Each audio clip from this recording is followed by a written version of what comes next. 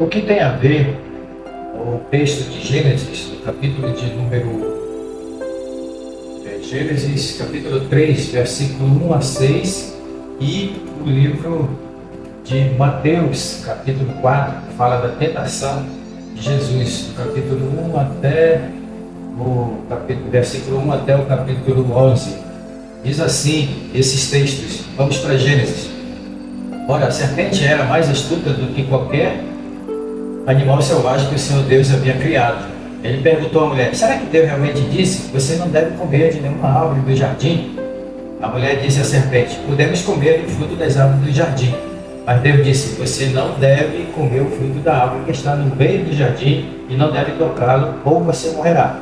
Certamente você não morrerá, disse a serpente à mulher, pois Deus sabe que quando você comer dele, seus olhos se abrirão e você será como Deus, conhecendo o bem e o mal. Quando a mulher viu que o fruto da árvore era bom para a comida e agradável aos olhos e também desejável para adquirir sabedoria, ela pegou um pouco e comeu. Ela também deu um pouco para o marido que estava com ela e ele comeu. Então foram abertos os olhos de ambos e perceberam que estavam nus. Então costuraram folha de figueira e fizeram coberturas para si. No Evangelho de Mateus, capítulo 4, do 1 em diante, diz assim: então foi conduzido Jesus pelo Espírito ao deserto para ser tentado pelo diabo. E tendo jejuado 40 dias e 40 noites, depois teve fome, e chegando-se a ele o tentador disse: se tu és o Filho de Deus, manda que estas pedras se tornem pães. Ele, porém, respondendo, disse: está escrito, nem só de pão viverá o homem, mas de toda a palavra que sai da boca de Deus. Então o diabo transportou a cidade santa e colocou sobre o pináculo do templo e disse-lhe: se tu és o Filho de Deus, lança-te daqui abaixo, porque está escrito: seus anjos darão ordens a teu respeito e tomar-te-ão nas mãos, para que nunca tropeces em alguma pedra. Disse-lhe Jesus: também está escrito: não tentarás o Senhor teu Deus. Novamente o transportou o diabo a um monte muito alto e mostrou-lhe todos os reinos do mundo e a glória deles. E disse-lhe: tudo isto darei se prostrado me adorares. Então disse-lhe Jesus: vai-te, Satanás, porque está escrito: ao Senhor teu Deus adorarás e só a ele servirás. Então o diabo o deixou, e eis que chegaram os anjos e o serviram. Bem, nós temos algumas coisas que estão muito próximas nesses dois trechos. No livro de Gênesis, nós encontramos todos os recursos que Satanás utilizou para seduzir Adão e Eva, para seduzir o primeiro Adão, a primeira obra do eterno Deus, que foi a criação do seu filho Adão. E nós encontramos ali Satanás seduzindo Eva e Adão a cometerem o pecado, a cometerem o erro, a transgredirem os mandamentos do Senhor. E nós vemos que essa estratégia de Satanás para seduzir Eva, seduzir Adão, elas contêm pelo menos três sugestões importantes que nós devemos aprender e compreender acerca dessas estratégias, para que nós não possamos cair nos mesmos erros que Adão e Eva caíram, certo? Então, no versículo 6 do livro de Gênesis, do capítulo de Gênesis que lemos, diz assim: vendo a mulher que aquela árvore era boa para se comer e agradável aos olhos, e árvore desejável para dar entendimento, tomou do seu fruto e comeu, e deu também ao seu marido, e ele comeu com ela.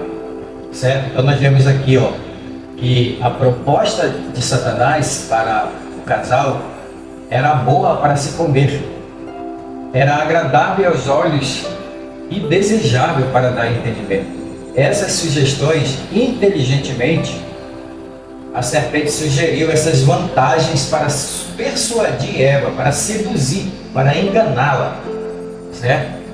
Qual é a primeira delas? Satisfação do estômago. Em Romanos capítulo 16, verso 18, diz que o seu Deus será o ventre e não o espírito.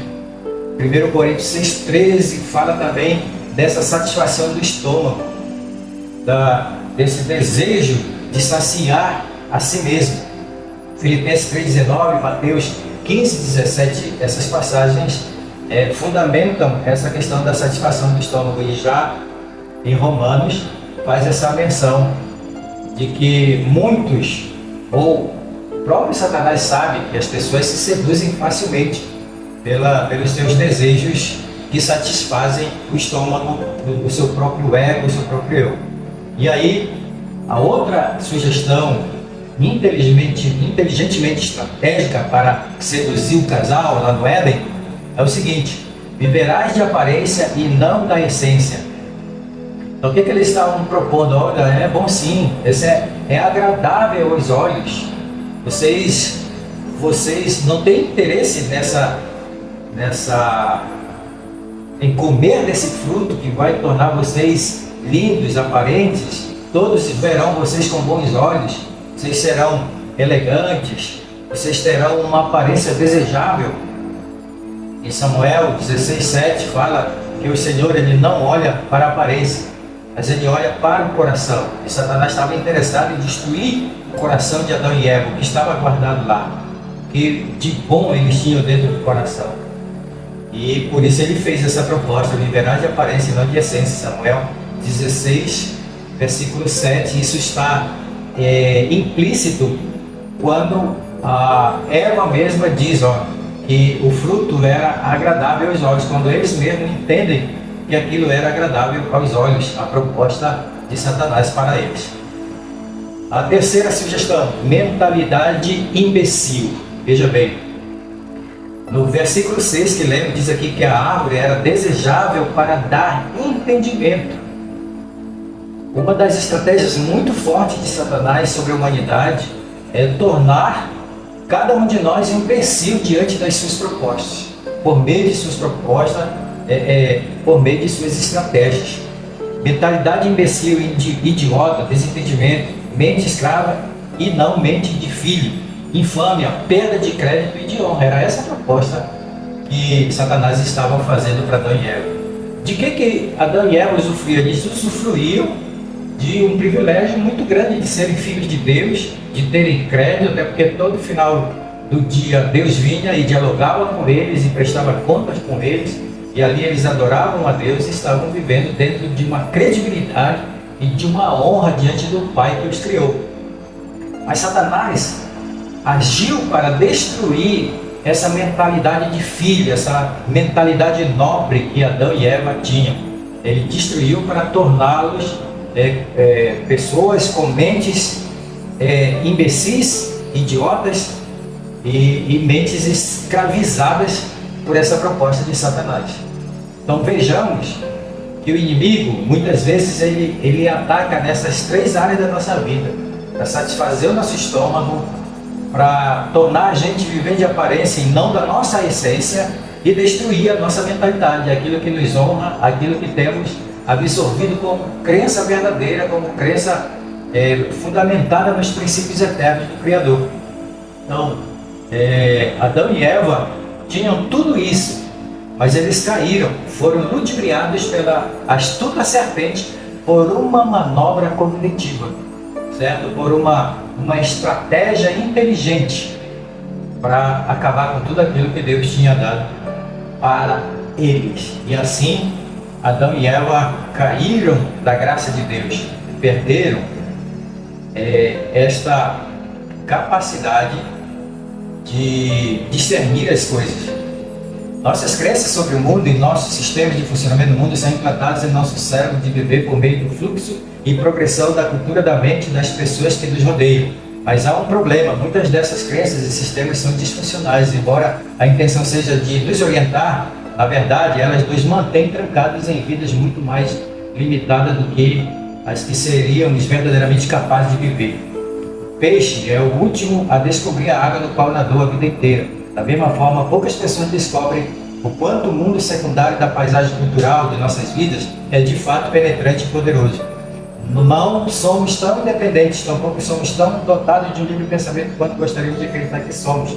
Ou seja, nós somos escravos dos prejuízos causados por essa queda lá em Adão e Eva. E por isso, muitas vezes não conseguimos alcançar aquilo que queremos, porque sem saber, a gente é escravo dessas estratégias utilizadas para derrubar o homem lá, no início, lá no princípio, como estamos lendo aqui no livro de Gênesis. Isso comprova tudo que o diabo prometeu e não cumpriu em nós, e nos aprisionou a essas coisas.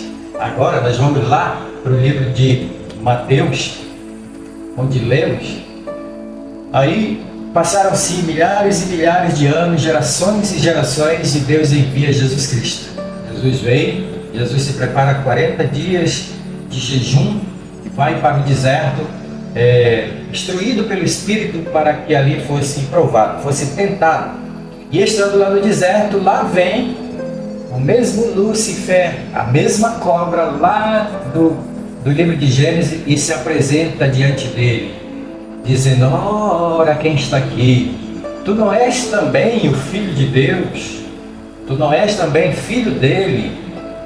E estás aí sofrendo de fome, passando necessidade, com a barriga vazia, né? Vamos usar uma linguagem mais aberta. E Satanás faz a primeira proposta, vejamos. Olha só a primeira estratégia de Satanás, a primeira proposta dele para Jesus. Se tu és o Filho de Deus, por que não transforma estas pedras em pães? Manda que estas pedras se tornem em pães para saciar a tua fome, para alimentar o teu estômago, a tua barriga. Ora, isso parece um tanto irônico para quem conhece, né? Satanás vem com a mesma estratégia, como se viesse rindo. Olha quem está aqui. Transforma estas pedras em pães. Mas veja o que Jesus responde para ele. Ele, porém, respondendo, disse: está escrito, nem só de pão viverá o homem, mas de toda a palavra que sai da boca de Deus. Qual era a palavra que saiu da boca de Deus? Não comerás do fruto da árvore que está ao centro do jardim. De todas as outras poderás comer. E Jesus já dá um troco para ele, dizendo: olha, nem só de pão vive o homem, mas de toda a palavra que sai da boca de Deus, e não da boca de Satanás. E não das mentiras que Satanás preparou para enganar Adão e Eva, o nosso irmão mais velho, os nossos irmãos mais velhos. E Jesus dá essas respostas fundamentadas na palavra do Eterno, na palavra do Senhor nosso Deus, onde estão inseridos os princípios que nos tornam vivos aqui na face desta terra, que nos garantem a honra diante do Pai, que nos garantem este relacionamento diante com o Senhor nosso Deus. Novamente o diabo veio e diz: então o diabo transportou a cidade santa e colocou sobre o pináculo do templo e disse: se tu és o Filho de Deus, lança-te daqui abaixo, porque está escrito aos seus anjos: dará ordens a teu respeito e tomar-te-ão nas mãos, para que nunca tropeces em alguma pedra. Ora, Jesus estava no estado físico, no estado humano, era humano, carne e osso que nem nós. E ninguém é doido de subir numa parte alta e se lançar de lá.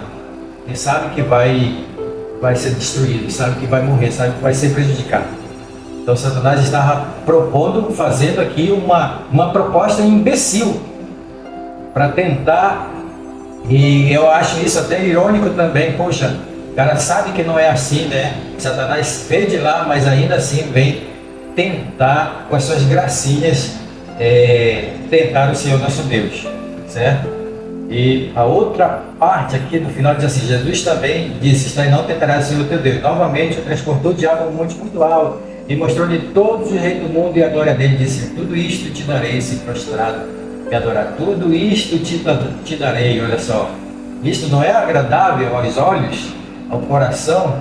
A mesma proposta que ele fez aqui no princípio, né? Essa proposta de seduzir as pessoas pelas coisas aparentes, né? Para aquilo que não satisfaz.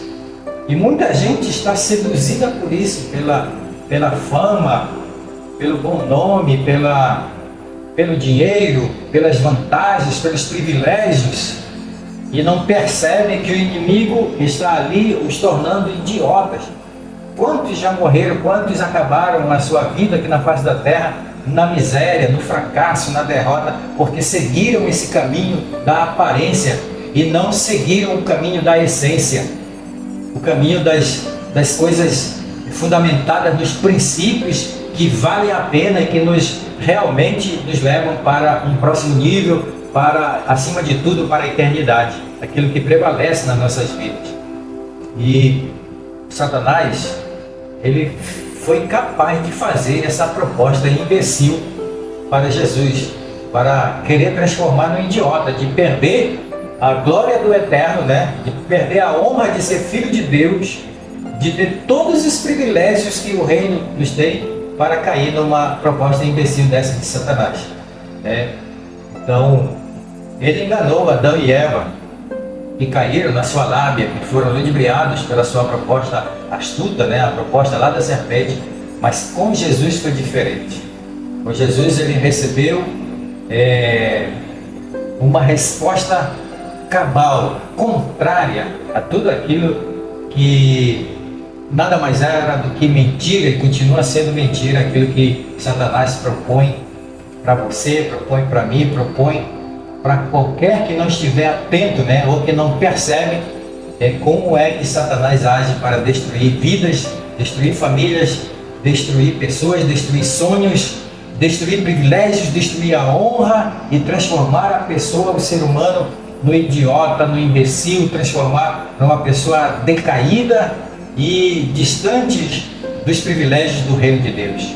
Que você possa abrir o seu entendimento, que você possa compreender a mensagem do reino, a mensagem da palavra e fortalecer a sua vida, estando sempre atento para dar sempre uma resposta a toda a proposta que vier do inferno contra a sua vida.